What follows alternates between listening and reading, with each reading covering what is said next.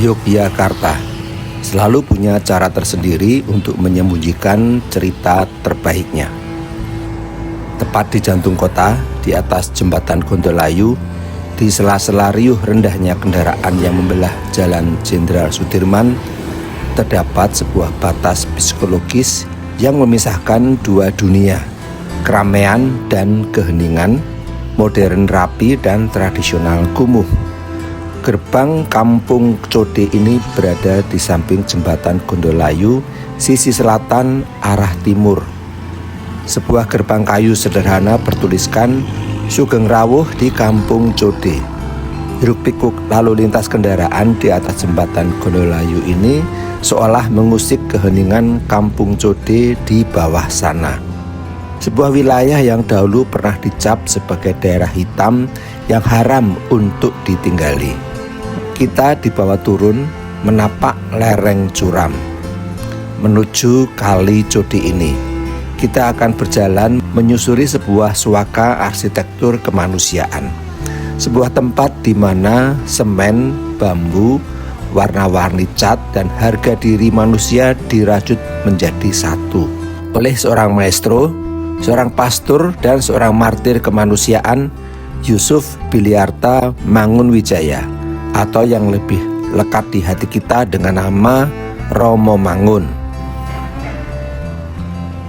Warga lokal menyulap lereng Ram ini menjadi koridor pameran seni terbuka. Di bawah bayang-bayang lengkungan jembatan Gondolayu, dinding-dinding ini berbisik tentang identitas mereka. Lihatlah tulisan di dinding itu, Wang Sinawang, sebuah falsafah hidup masyarakat Jawa yang mendalam, mengingatkan kita untuk tidak menghakimi atau membandingkan kebahagiaan hidup orang lain hanya dari apa yang tampak di luarnya saja. Disinilah letak kejeniusan sosial penataan kawasan Code. Kawasan lereng yang curam tidak direspon dengan tangga undakan yang melelahkan, melainkan dengan ram landai yang mempermudah mobilitas anak-anak, lansia, hingga sepeda motor warga sehari-hari. Di pangkal jalan ini berdiri sebuah pos ronda modular berbahan kayu dan bambu beratapkan seng. Sederhana, organik, namun letaknya sangat strategis sebagai sistem keamanan mandiri warga. Disinilah denyut gotong royong dan rasa aman komunal itu pertama kali dibangun, menyusuri akses masuk kampung ini. Jalan ini adalah jalan inspeksi. Sebelah kanan mengalir Sungai Code. Hulunya berada di lereng Gunung Merapi, hilirnya bertemu dengan Sungai Opak yang bermuara di pantai selatan daerah istimewa Yogyakarta. Menyusuri deretan rumah di bantaran Sungai Code, mata kita tidak disuguhi oleh dinginnya dinding beton pembatas yang kaku. Namun, kedamaian yang kita saksikan hari ini tidak lahir dari karpet merah. Pada dekade 1970 hingga 1980-an, kawasan pinggiran Kali Code adalah potret kumuh yang pekat, dipenuhi oleh kaum marginal, pemulung, dan buruh serabutan yang terpaksa mendirikan gubuk-gubuk liar di atas tanah rawan longsor. Bagi birokrasi pemerintahan saat itu, kawasan ini adalah borok estetika kota yang harus segera disingkirkan. Lembar arsip sejarah yang tersimpan di ruang perpustakaan menjadi buktinya. Mulai dari rekomendasi tahun 1971 yang ingin mengubah Code menjadi sabuk hijau kaku, rekomendasi Kementerian PU tahun 1981 yang menegaskan bahwa sungai harus bebas total dari hunian, hingga seminar tahun 1983 yang memasukkan Code dalam kawasan bahaya kedua erupsi Merapi. Pemerintah sudah bulat, warga Code harus digusur.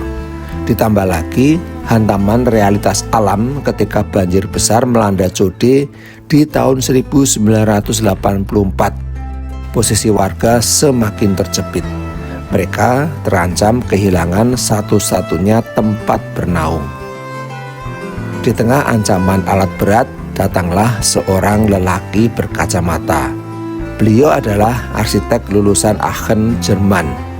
Namun, alih-alih membangun gedung pencakar langit yang mewah, beliau memilih untuk mengepak koper, pindah, dan tinggal bersama warga di bantaran kumuh ini selama 6 tahun. Sejak tahun 1980 hingga 1986. Beliau adalah Romo Mangun. Romo Mangun dengan tegas menolak konsep penggusuran paksa. Bagi beliau, kemiskinan bukanlah kriminalitas, melainkan masalah kesempatan dan tata ruang. Beliau menantang warga dengan sebuah kalimat pembakar asa. Harus kita buktikan bahwa kita mampu memperbaiki diri. Lewat gerakan Tribina, yaitu Bina Usaha, Bina Masyarakat, dan Bina Lingkungan, Romo Mangun bersama warga mulai menata kampung secara mandiri. Alih-alih meratakan pemukiman, beliau memilih konsep upgrading, mengubah pola pikir warga agar berhenti membuang sampah ke sungai, membangun sistem utilitas komunal, dan merancang hunian yang ramah terhadap alam sungai, bukan melawannya. Langkah kaki kita membawa kita naik melewati tangga beton yang berhiaskan mural puitis. Begitu memasuki ruangan di lantai teras atas ini, atmosfer instan langsung memeluk kita. Teras ini begitu hening, menyerap seluruh kebisingan kota, dan menyisakan suara aliran sungai Code di bawah sana. Dan saat memasuki ruang ini, inilah ruang perpustakaan dan balai pertemuan yang dibangun oleh Romo Mangun. Sebuah mahakarya arsitektur tropis yang jujur. Menengok ke kanan, kita disuguhi kisah masa lalu tentang sejarah penataan kawasan Kampung Code ini.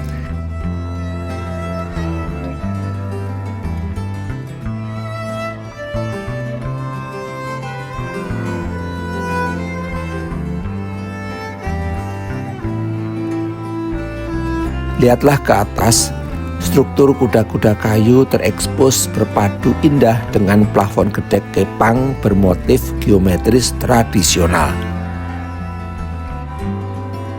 Di bawah kaki kita, lantai mosaik yang terbuat dari susunan pecahan keramik sisa meliuk asimetris. Sebuah bukti bahwa keterbatasan biaya bisa diubah menjadi karya seni bernilai tinggi di tangan seorang arsitek humanis. Di sudut ruangan, rak-rak kayu tua masih berdiri kokoh menopang ratusan buku. Dari kategori psikologi, agama, manajemen, novel, hingga rak khusus buku cerita anak-anak. Lembaran-lembaran kertas yang mulai usang dan melengkung ini adalah saksi bisu bahwa di ruangan inilah generasi demi generasi anak pinggiran Kali Code memutus rantai kemiskinan lewat literasi. Mereka tidak lagi dipandang sebagai anak-anak kumuh, melainkan anak-anak yang memiliki suaka ilmu yang bermartabat. Ketika kita berdiri di selasar teras lantai atas ini, kita bisa melihat bagaimana bangunan ini beradaptasi secara luar biasa dengan kehidupan warganya. Di kejauhan tampak jembatan Gondolayu. Sebelah kiri, sungai Code berwarna coklat yang mengalir tenang. Dinding anyaman bambu di sisi luar dicat pastel berpola rapi, mematahkan total stigma kekumuhan. Fungsi sosial itu melebur dengan urat nadi ekonomi real. Satu kamar digunakan untuk hunian penjaga yang merawat perpustakaan ini, dan satu kamar lagi dialokasikan secara organik menjadi warung minuman dan camilan warga. Ruang arsitektur ini tidak mati menjadi museum. Ia hidup, menghidupi, dan dijaga oleh komunitasnya. Jika kita menengok ke belakang, atap perpustakaan Romo Mangun di sana berdiri tegak di antara himpitan bangunan Batako modern.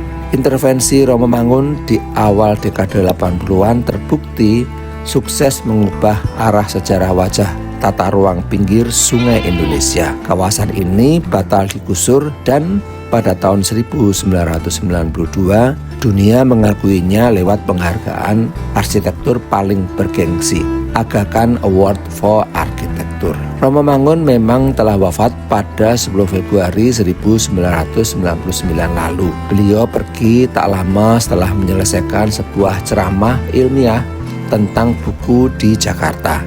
Namun apa yang beliau tanam di bantaran Kali Codi ini menolak mati melintasi zaman. Dari bantaran Sungai Code di bawah kolong jembatan Gondolayu ini, saya Wibi Kembara. Sampai jumpa di penjelajahan ruang dan arsitektur berikutnya.